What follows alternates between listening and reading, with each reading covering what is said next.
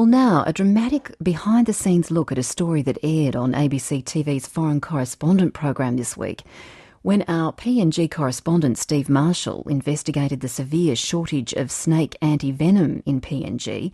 He certainly got more than he bargained for. Steve and his crew were filming on a roadside outside Port Moresby when their main interview talent was bitten by a deadly Papuan taipan snake. Here's Steve's personal account of what happened. I was both excited and understandably nervous about spending a week with deadly snakes. I mean, my crew and I were in good hands. Melbourne scientist David Williams dealt with the feisty reptiles every day. We'd spent the first couple of days with David in his so-called snake house out the back of Port Moresby General Hospital. You'd think being next door to such a facility would be the safest place to handle the most deadly snakes in the world, but not so. The hospital was experiencing its fourth shortage of antivenom in 12 months, ultimately costing many lives. I approached the snake house with some trepidation. David Williams was going to show us how he milks venom from Papuan taipans for his antivenom research project. The space inside the snake house was tight. Eric set the camera up in the corner of the room, while my producer, Trevor, hid behind Eric. When David Williams pulled the first taipan out of the cage, we got a close-up look at just why the Papuan taipan is considered the most deadly snake in the world.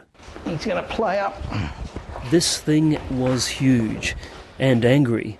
Its darting head with those frightening fangs was having a crack at anything in sight.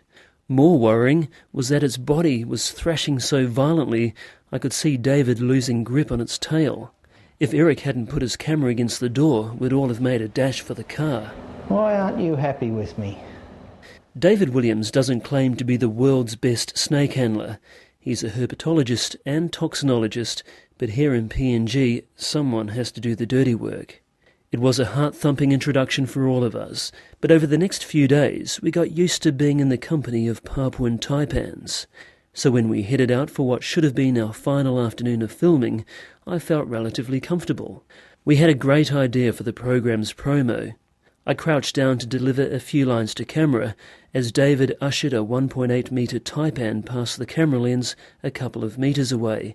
It's at this point my fear of snakes suddenly returned, as this thing made a right-hand turn directly for me. David tried to pull the snake back with his hook, and as he did, the taipan turned and leapt half its body length towards his thigh. Ah! Okay. You right? It's got now, big bitten. I was stunned.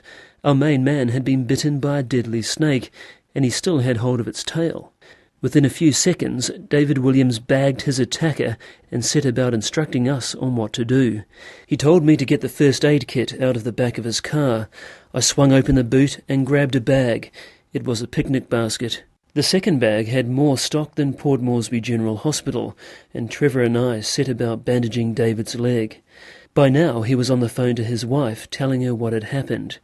By the end of the call, David was feeling faint. He was starting to have an anaphylactic shock to the venom. We bundled him into the back seat of his car, and I jumped in behind the wheel.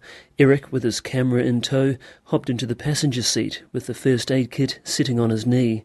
It was Sunday afternoon, and we had a 30-minute drive in front of us to the hospital. After 5 minutes, David's condition had gone rapidly downhill. He was struggling to breathe, and was yelling at us to get an adrenaline shot out of the first aid kit. Eric frantically fished around in the bag. He got hold of something, but he said he couldn't tell what an adrenaline shot looked like without his reading glasses. Luckily, David was still with us and grabbed the adrenaline shot and stabbed it into his thigh, easing his body's reaction to the venom.